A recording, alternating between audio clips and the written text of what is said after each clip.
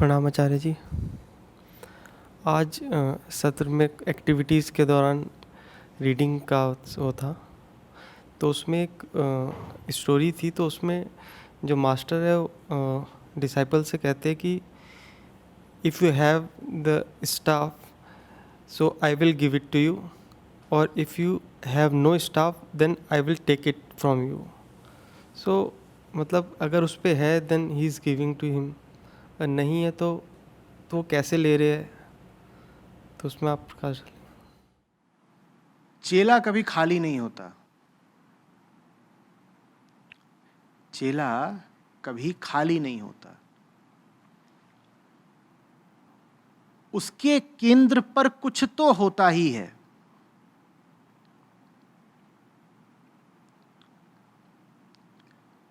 उसके केंद्र पर या तो हो सकता है गुरु द्वारा दिया गया प्रतीक, जिसको इस छोटी सी कथा में स्टाफ के नाम से कहा गया है। स्टाफ माने दंड, डंडा। उसके केंद्र पर हो सकता है या तो गुरु मंत्र, गुरु प्रतीक, गुरु की सीख, गुरु की बात, गुरु की छवि, या फिर उसके केंद्र पर होंगे तमाम तरह के कूड़े कचड़े। तो गुरु कह रहे हैं तुम्हारे केंद्र पर यदि बैठी है मेरी सीख तो और दूंगा, क्योंकि अगर तुम्हारे केंद्र पर मेरी सीख है तो तुम सुनने को तैयार हो, और दूंगा। और अगर तुम्हारे केंद्र पर मेरी सीख नहीं बैठी है तो निश्चित रूप से तुम्हारे केंद्र पर कूड़ा कचड़ा बैठा होगा। मन खाली तो कभी रहता नहीं। अगर वहां सच्चाई नहीं है तो झूठ और भ्रम अड्डा लगाकर बैठे होंगे। तो तुम्हारा मन अगर गुरु की सीख से नहीं भरा हुआ है तो फिर जिस चीज से भरा हुआ है मैं वो चीज तुमसे छीन लूंगा।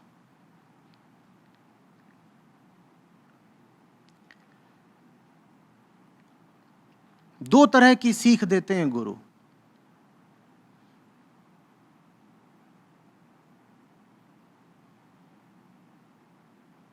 जिनको राम में रस है उनसे कहते हैं सुनो तुम राम का वृत्त, सुनो तुम राम कथा।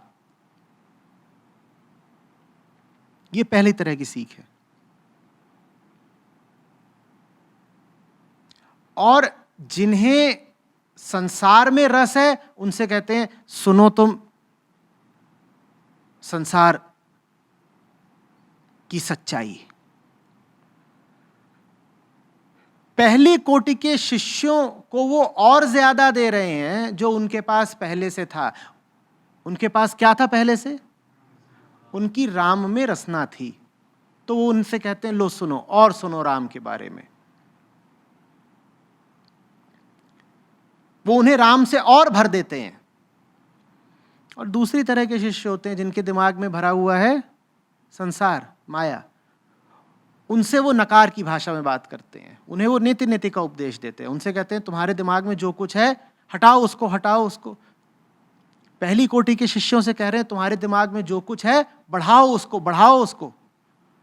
और दूसरों से कह रहे हैं तुम्हारे दिमाग में जो कुछ है हटाओ उसको।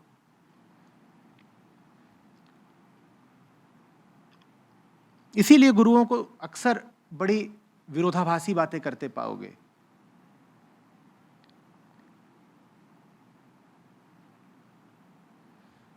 किसी से वो कह रहे होंगे चलो मन को खाली करो, बिल्कुल रिक्त करो। और किसी से वो कह रहे होंगे मन को पूरा ही भर डालो, कोई कोना खाली न रह जाए। ये दो अलग अलग तरह के लोग हैं। इसीलिए तुम्हारी कथा में इफ 2 बार आया है। अगर तुम्हारे पास सच पहले से है तो और मिलेगा, और अगर तुम्हारे पास झूठ है तो फिर गुरु का काम है तुमसे वो सब छीन लेना जो तुम्हारे पास है।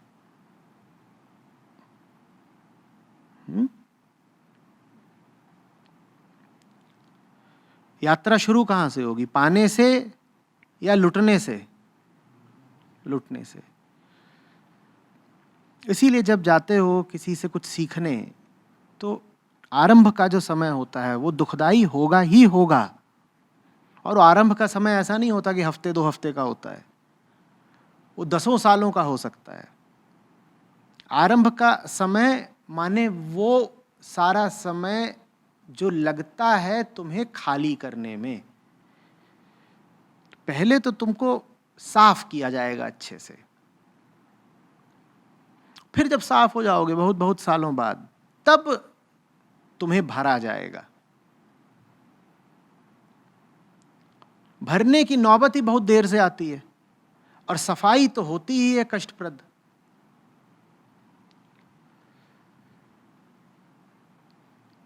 जो उस कष्ट को झेलने को तैयार हो, उसी का खेल आगे बढ़ता है। शिष्य की कामना क्या रहती है? कि हम कटोरा लेके आए हैं दही का, जो 3/4 दही से भरा हुआ है। गुरुजी, इसमें सत्य का पवित्र दूध मिला दो ना। अरे पागल, आधी बूंद दही भी दूध को टिकने नहीं देगी। इतनी ताकत होती है झूठ में।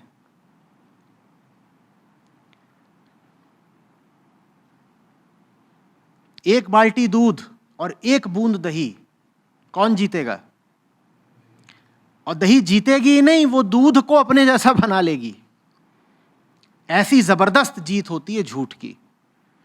शिष्य के मन में अगर 1 बूंद भी झूठ मौजूद है, तो गुरु ने उसको जो कुंटलों सच दिया हो, वो उस कुंटलों सच को भी झूठ बना लेता है। इसीलिए ये अनिवार्य है कि पहले रगड़ रगड़ के भेजे की सफाई की जाए। वो बात कुछ कुछ ब्रेन वॉशिंग जैसी ही है, क्योंकि जब तक तुम्हारे दिमाग का दही नहीं निकाला गया, तब तक उसमें दूध डालने से कोई लाभ है? उस दूध का भी क्या बनाओगे? भूलो मत, दही बनाओगे। तो उल्टा हो गया, गुरु के पास आने से पहले तुम्हारे दिमाग में था 1 बूंद दही, और गुरु जी के आश्रम में 2 साल रहने के बाद तुम्हारे दिमाग में है 1 बाल्टी दही। तुमने गुरु जी की भी सारी सीख को अपना दही बना मारा, और फिर दोष किसका लगेगा? गुरुदेव का। कहीं इनके यहां तो दही का ही कारोबार है।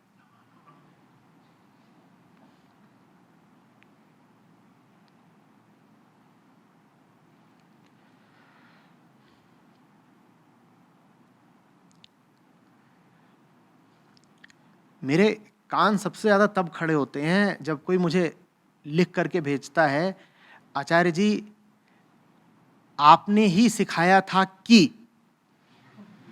मैं कहता हूं हो गया, बन गया दूध का दही। जहां कोई बताए कि वो मेरी ही सीख पर चल रहा है, वहां समझ लो कि खेल खत्म।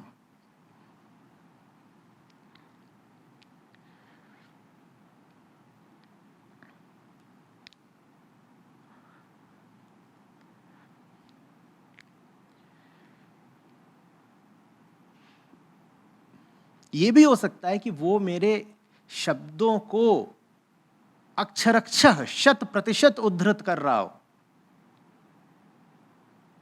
वो कहे कि देखिए हम जरा भी दूध में दही नहीं मिला रहे हैं, जो बात आपने कही थी वो वीडियो में रिकॉर्डेड है और हम उसे जस का तस उतार कर रख रहे हैं।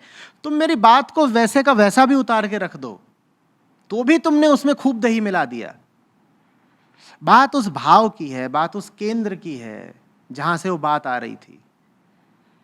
गीता का श्लोक कृष्ण कहें तो एक बात होती है, और आप कह दें तो बिल्कुल दूसरी बात हो जाएगी। कृष्ण कहें तो गीता का श्लोक सच है, और वही श्लोक आप बोल देंगे तो वही श्लोक बड़ा झूठ हो जाएगा। आप मत बोलिए।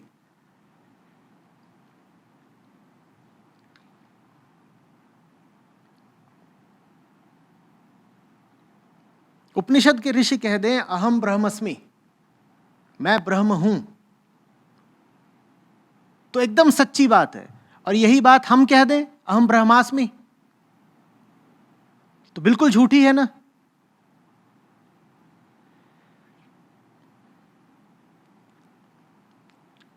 ज़ेन में ज्यादा से ज्यादा जोर खाली करने पर है।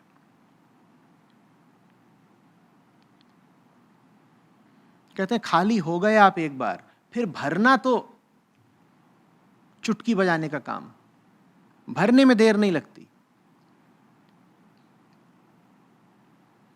बल्कि कई सिखाने वालों ने तो कहा खाली करना ही जरूरी है, भरो तो नहीं भी तो भी काम चल जाएगा। खाली कर दो, असली मेहनत लगती है खाली। खाली करने के बाद वो कहते हैं भरना भी कोई विशेष महत्व रखता नहीं, भरना हो तो भर दो, खाली छोड़ना हो तो छोड़ दो। खाली करने के बाद जो शुद्धता बची है पात्र में, उस शुद्धता से तो वो भर ही गया ना। खाली करने के बाद पात्र में शुद्धता बची है ना, रिक्तता बची है, उससे तो वो भरा ही हुआ है, अब और क्या भरोगे। खाली करना जरूरी है।